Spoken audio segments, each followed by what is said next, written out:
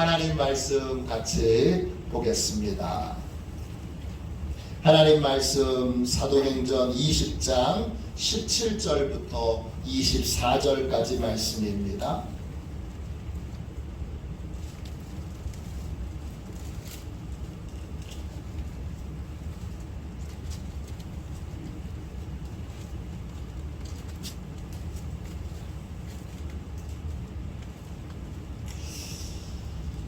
사도행전 20장 17절부터 24절까지 말씀입니다. 신약성경 책 223쪽입니다.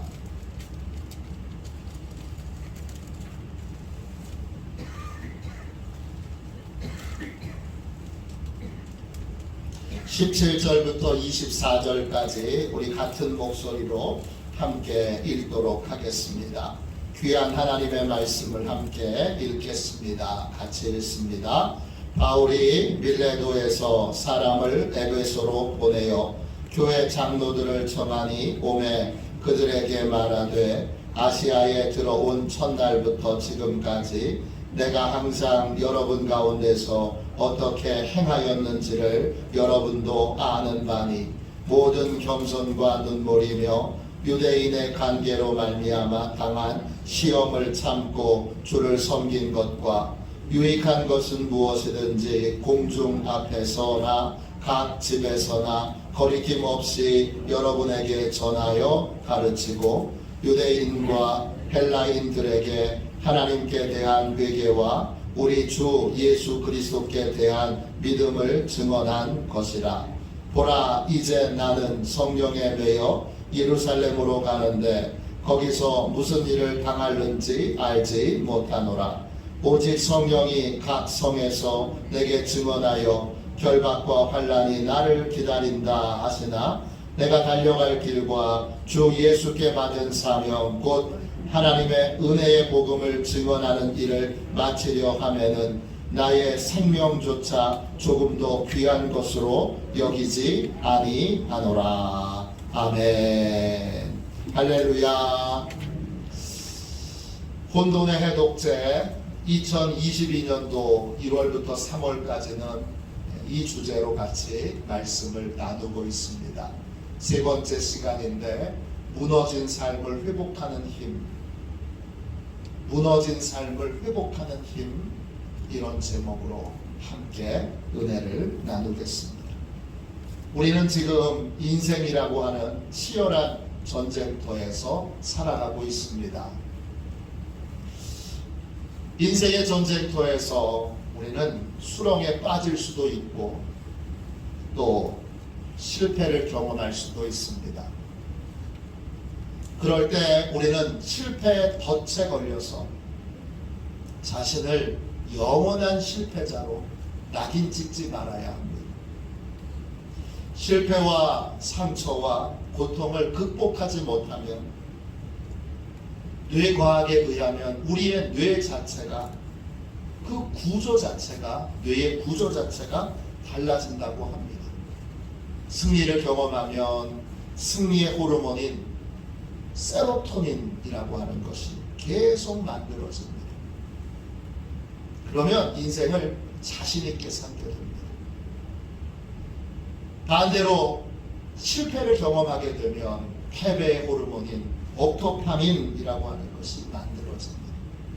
그러면 매사에 걱정하고 두려워하고 움츠려드는 삶을 살게 됩니다. 그런데 우리가 실패와 상처와 고통을 극복하지 못하면 때로 실패와 상처를 특별히 경험하지 않아도 계속 과거에 했던 실패와 상처와 고통이 마음속에 생각 속에 기억이 되므로 옥토파민이 계속 나오게 됩니다.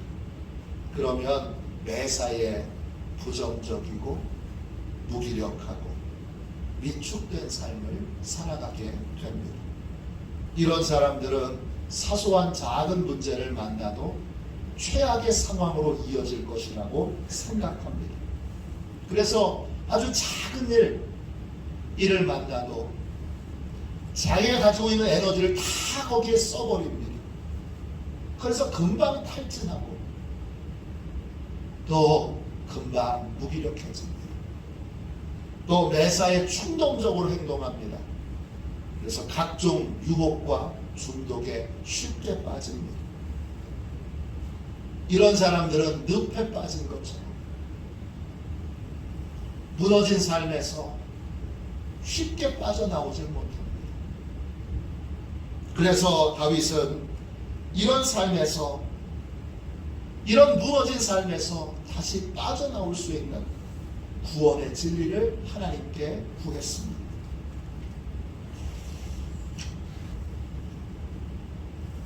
하나님이 도와주셔야 우리는 크든 작든 실패와 상처와 고통을 극복할 수 있습니다. 그 구원의 진리, 그 구원의 진리를 다윗은 이렇게 하나님께 구합니다. 시편 69편 13절입니다. 하나님이여 많은 인자와 구원의 진리로 내게 응답하소서. 무너진 삶에 늪과 같이 계속 빠져들어가는 이 무너진 삶에서 빠져나올 수 있는 구원의 진리는 구체적으로 무엇입니까? 총 4가지로 간략하게 정리해 볼 수 있습니다. 첫 번째, 나는 하나님께서 사랑하시는 보배롭고 존귀한 하나님의 자녀라는 진리입니다. 나는 특별히 하나님의 사랑을 받는 하나님의 자녀입니다. 일의 성과에 상관없이 하나님은 나를 사랑하십니다. 하나님이 일의 성과 때문에, 일을 잘하기 때문에, 많은 성과를 냈기 때문에 나를 사랑하시는 것이 아닙니다. 나는 일의 성과로 그 가치를 평가받지 않습니다. 나는 일과 무관하게 일을 잘하든 못하든 상관없이, 일에 대하여 성공하든 실패하든 상관없이 하나님의 특별한 사랑을 받는 존귀한 하나님의 자녀입니다. 이 사실을 믿을 때, 이 사실을 머리로 이해하는 것이 아니라 가슴으로 진심으로 믿을 때 우리 뇌에서는 승리의 호르몬인 세로토닌이 실패의 순간에도 계속 만들어지게 됩니다. 그러면 실패의 순간에도 주눅들지 않게 됩니다. 상처 앞에서도 스스로를 자책하지 않게 됩니다.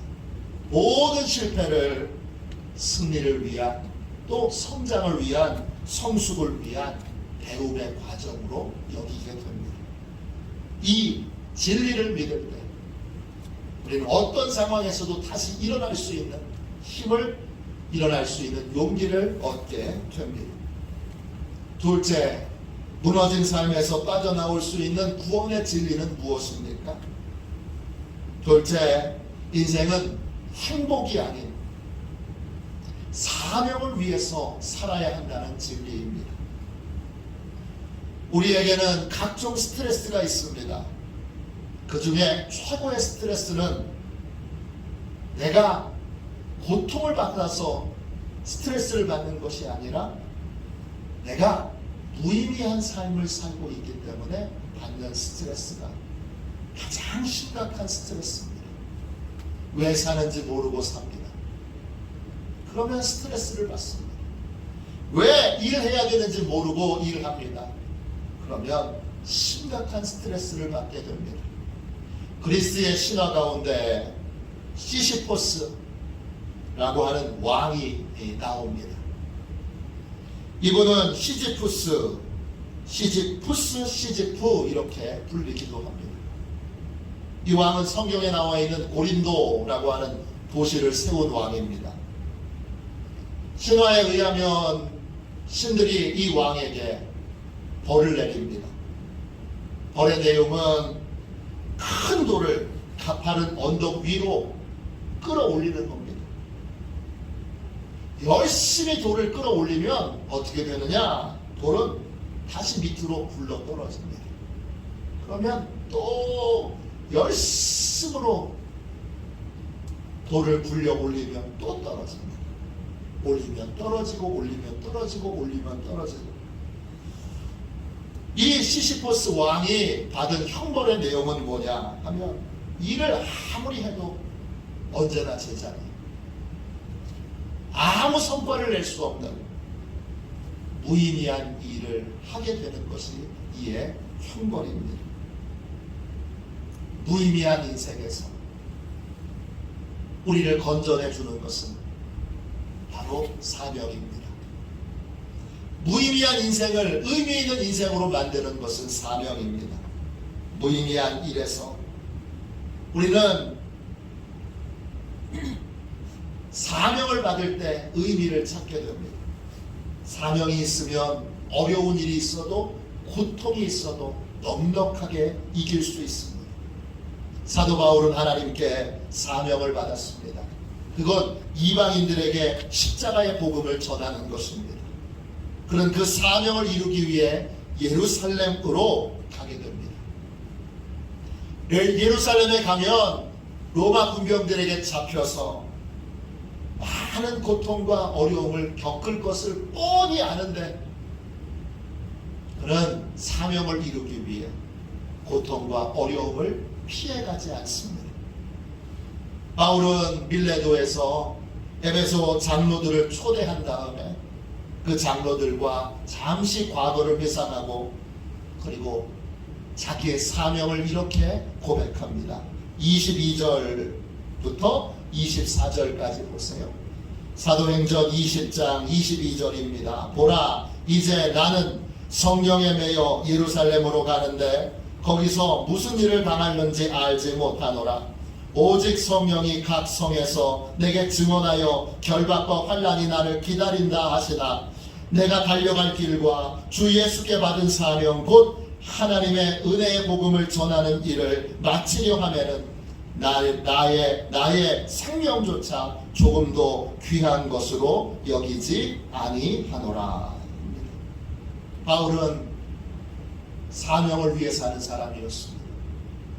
하나님께 받은 사명, 그 사명을 위해 사는 사람은 사명을 위해 자기의 생명조차도 귀하게 여기지 않습니다. 사명은 내가 누구인지에 대한 대답입니다. 사명은 내가 왜 사는지에 대한 대답입니다. 바울은 그 사명을 예수님께 받았습니다. 그리고 그 사명을 받은 날부터 사명을 위한 삶을 삽니다. 사명을 이루기 위한 삶을 삽니다.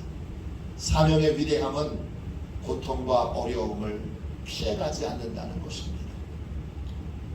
인간의 뇌는 무엇을 중요하게 여기느냐에 따라서 반응합니다. 자기 행복만을 위해서 삶을 살아가는 사람은 뇌가 행복을 향해서 움직이게 되어 있습니다. 그러면 어떤 일이 벌어지느냐? 왜 행복을 위해서 살면 안 되느냐? 행복을 위해서 사는 게 뭐가 문제냐? 행복을 위해서 살면 우리의 뇌는 고통이나 괴로움이나 아픔을 만나면 행복을 위해서 살아야 하니까 회피하고 도망가게 되어 있습니다. 술 먹는 사람이 있습니다. 술 먹는 이유가 여러 가지가 있지요. 그 중에 가장 큰 이유는 고통을 잊어버리기 위해서입니다. 고통스러운 현실을 잠시 좀 잊어버리려고 술을 마십니다. 술 먹으면 기분이 좋아집니다. 그런데 문제는 술에서 깨어나면 다시 괴로운 현실과 만나게 됩니다. 또 술은 우리 몸에 들어와서 분해되는 과정에서 독성 물질로 바뀝니다. 또 술에는 반드시 금단 현상들이 있습니다. 자기 행복을 위해서 살아가는 사람은 술에서 깨어나는 것을 어떻게든지 피하려고 합니다. 왜냐? 괴롭기 때문입니다. 술에서 깨어나면 현실이 괴롭고 독성 물질 때문에 수치로 괴롭고 금단 현상 때문에 괴롭고 그럽니다. 그래서 행복을 위해서 살아가는 사람의 뇌는 그 좋은 기분을 계속 유지하도록 하기 위해 어떻게 합니까? 술에서 깨어나기 전에 다시 술을 마십니다.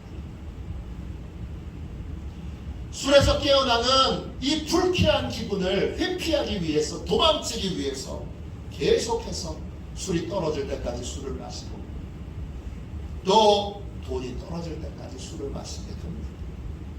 이런 과정을 거쳐서 알코올 중독자가 됩니다. 알코올 중독의 뿌리는 술이 아니라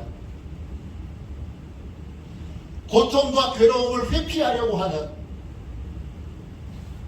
행복을 인생의 목표로 두는 그 삶이 바로 알코올 중독의 뿌리인 것입니다. 광장공포증 같은, 여러분 공황장애도 마찬가지입니다. 광장공포는 넓은 곳에 가면 호르몬의 균형이 깨져서 심장 박동수가 막 빨라져서 숨을 쉬기가 어려운 현상을 의미합니다. 어떤 사람이 결혼 생활이나 또는 배우자와의 관계에서 큰 어려움이 있을 때, 예를 들어서 결혼 생활을 하다가 부부싸움을 크게 했다거나 배우자가 크게 아프거나 또는 죽거나 또는 절친인 친구가 이혼을 했거나 가족 중에 한 분이 입원했던 등등의 충격적인 일들을 만나게 되면 마음에 두려움을 갖게 됩니다. 그런 상태에서 넓은 쇼핑센터에 갑니다. 아무리 차를 타고 돌아봐도 주차할 수 있는 공간이 없습니다. 그때부터 이분은 스트레스를 받습니다. 그 마음에는 이미 부정적인 생각과 두려운 마음이 있는데 주차장에 계속 돌면서 주차할 곳이 없으니까 그 부정적인 마음과 두려운 마음이 계속해서 커집니다. 결국은 주차를 못하고 집으로 돌아갑니다. 그 후에 같은 쇼핑센터를 가려고 하면 뇌가 주차를 못해서 겪었던 불쾌한 기분을 떠올리게 합니다.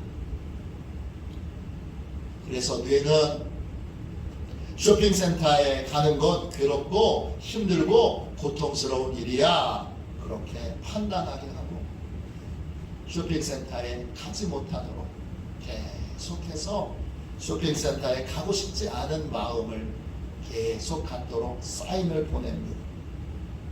이것이 확대되면 모든 마트에 갈 때마다 불쾌한 기분을 느끼게 됩니다. 그리고 모든 마트를 다 위험한 곳으로 여기게 되고, 이게 더 커지면 길모퉁이의 상점, 버스를 타는 것, 택시를 타는 것도 다 위험한 일로, 두려운 일로, 회피하고 싶은 일로 여겨져 집에만 머물러 있게 하는 광장공포증에 시달리게 됩니다. 이 공포증의 뿌리도 무엇입니까? 이것도 인생의 목표를 행복에 두는 데 있습니다. 내가 행복해하는 것이 내 인생의 최고의 목적이야, 행복이 인생의 목적이면 우리의 뇌는 끊임없이 고통과 불안과 스트레스를 회피해야 될 대상으로 여깁니다. 그러면 그 인생은 계속 피하고 도망치고 뒤로 미루는 삶을 살게 됩니다. 인생의 목표는 행복이 아니라 사명이어야 합니다. 작은 사명이든 큰 사명이든 사명이 인생의 목표여야 합니다. 가정에서 부부가 아이를 낳게 되면 사명자가 됩니다. 아이가 태어날 때 그 아이를 딱 보는 순간 내가 이 아이를 건강하고 바르게 키워야 한다는 사명감을 갖게 됩니다. 그러면 어떻게 됩니까? 그때부터는 어려운 일들, 힘든 일들, 곤란한 일들을 이기는 삶을 살게 됩니다. 유명한 말이 있습니다. 여자는 약하지만 어머니는 강하다. 이 말은 소설 레미제라블을 썼던 빅토르 위고라고 하는 분이 하신 말씀입니다. 미국 버지니아 주의 리치몬드 대학교 신경과학과 크레이크 킹슬리 교수님이 쥐의 뇌를 가지고서 연구를 했어요. 쥐가 아기를 갖기 전과 후에 뇌에 어떤 변화가 있는가 이렇게 촬영을 했습니다. 그랬더니 엄마가 된 이후에 쥐의 뇌는 이전보다 훨씬 더 용감해지고 5배나 행동이 빨라지고 공간 직역력도 훨씬 더 향상된 것을 발견하게 됐습니다. 이런 변화가 어디서부터 온 걸까요? 자기가 낳은 자식을 잘 키워야 한다는 사명감에서 온 것입니다. 사명은 우리를 강하게 하고 담대하게 해서 어려움과 고통을 피하지 않고 이기게 합니다. 무너진 삶에서 빠져나오려면 크든 작든 우리는 나를 향한 사명을 깨달아야 합니다. 하나님을 만난다는 것, 또 하나님을 만나서 십자가의 은혜로 구원을 받았다는 것, 새로운 사명을 받았다는 것입니다. 그 사명을 받아들이십시오. 전도의 사명을 받아들이고 기도의 사명을 받아들이고 또 예배의 사명을 받아들이고 섬김의 사명을 받아들이십시오. 사명을 받아들일 때 우리는 회피하는 인생이 아니라 피해가는 인생이 아니라 고통을 넘어서는 인생, 또 아픔을 이겨내는 인생, 또 슬픔을 견디는 인생을 살아갈 수 있습니다. 사명은 내가 누구인지에 대한 대답입니다. 사명은 내가 왜 사는지에 대한 대답입니다. 사명은 하나님께 받는 것입니다. 하나님께 사명받은 사람은 인생의 고통과 어려움을 피하지 않고 넉넉하게 뚫고 이겨나가는 힘을 갖게 됩니다. 그것이 바로 이 무너진 삶을 빠져나올 수 있는 진리입니다. 세 번째, 무너진 삶을 빠져나올 수 있는 구원의 진리는 무엇입니까? 인생은 일정한 규칙에 따라 삶을 살아야 한다는 진리입니다. 인간의 뇌는 계산하고 예측하는 기능이 있습니다. 그래서 삶이 규칙적으로 이루어질 때 뇌는 안정감을 느낍니다.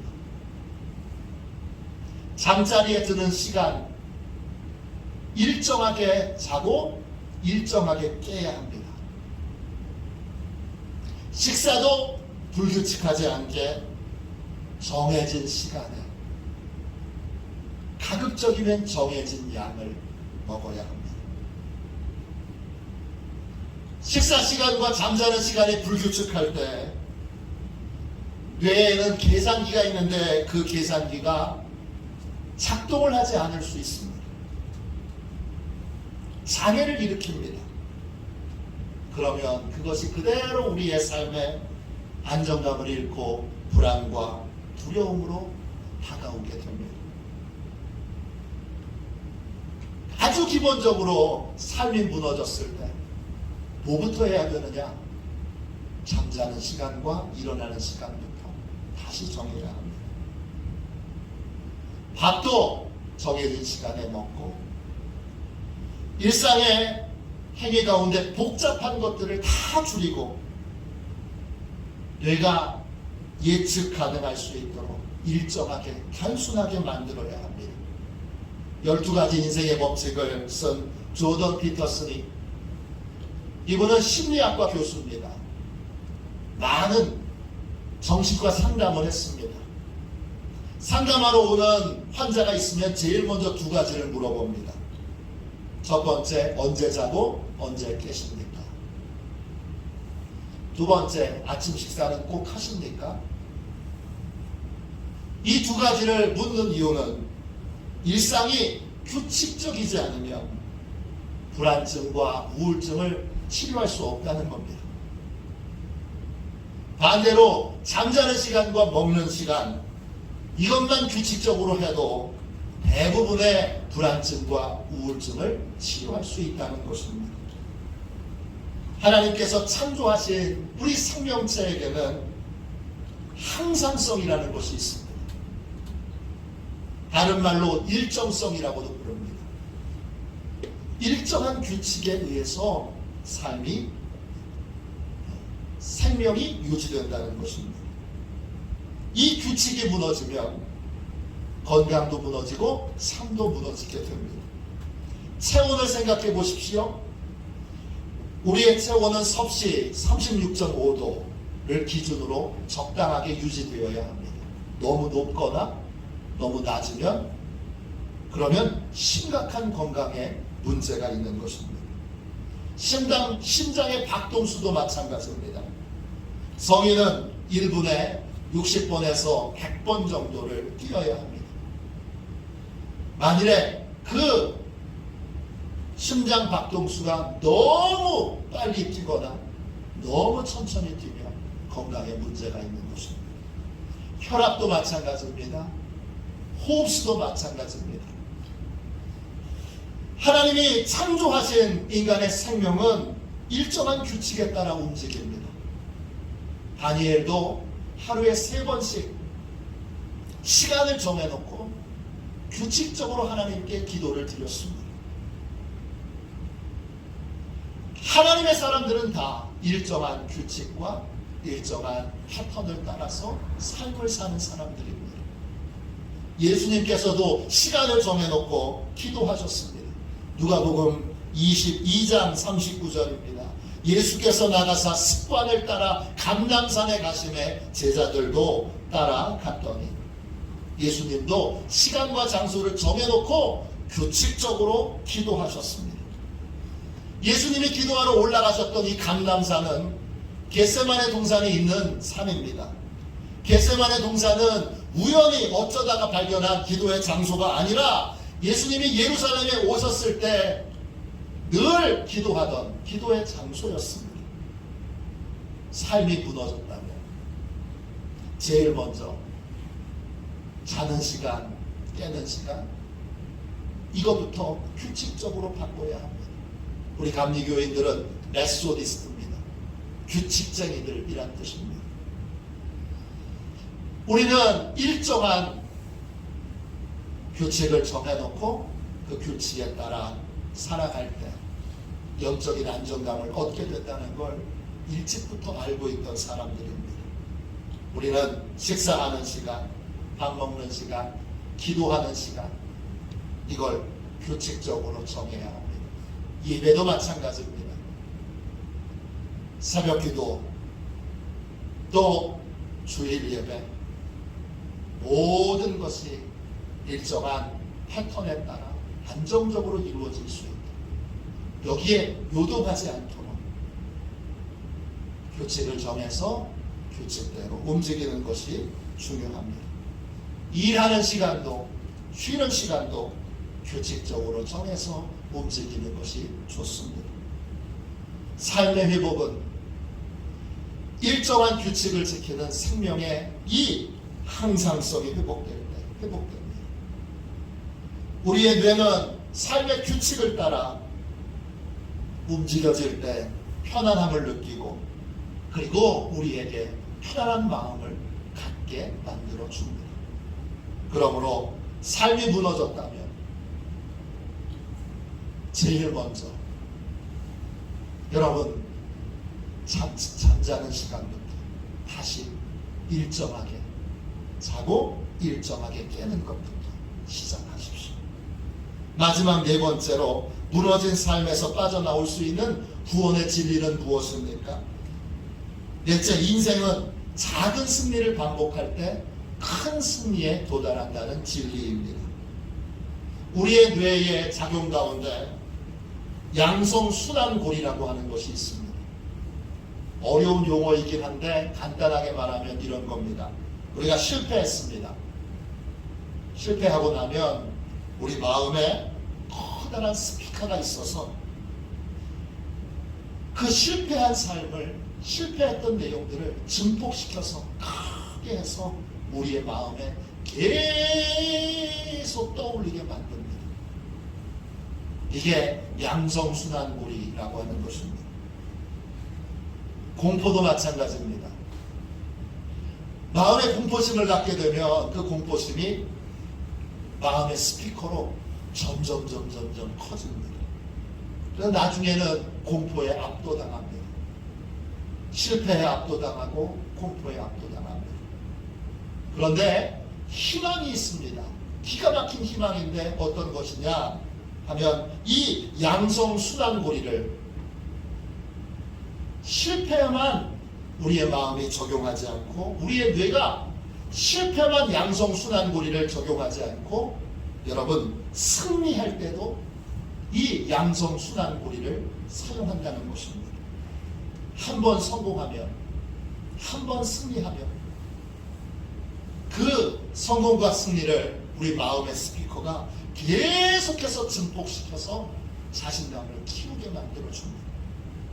이걸 잘 이용하면 여러분 실패와 상처와 고통에서 쉽게 빠져나올 수 있습니다. 방법은 아주 손쉬운 아주 작은 것부터 성공을 하는 것입니다. 대표적인 것이 뭡니까? 제일 쉬운 것, 아침에 일어나서 이부자리를 정돈하는 것입니다. 하루의 시작을 이부자리를 정리하는 것을 성공하는 것으로 시작해야 합니다. 작가인 팀 페리스가 세계에서 성공한 200명의 사람들을 만나서 그들의 삶을 관찰하고 인터뷰를 해서 책을 냈습니다. 그 책의 제목이 타이탄의 도구들입니다.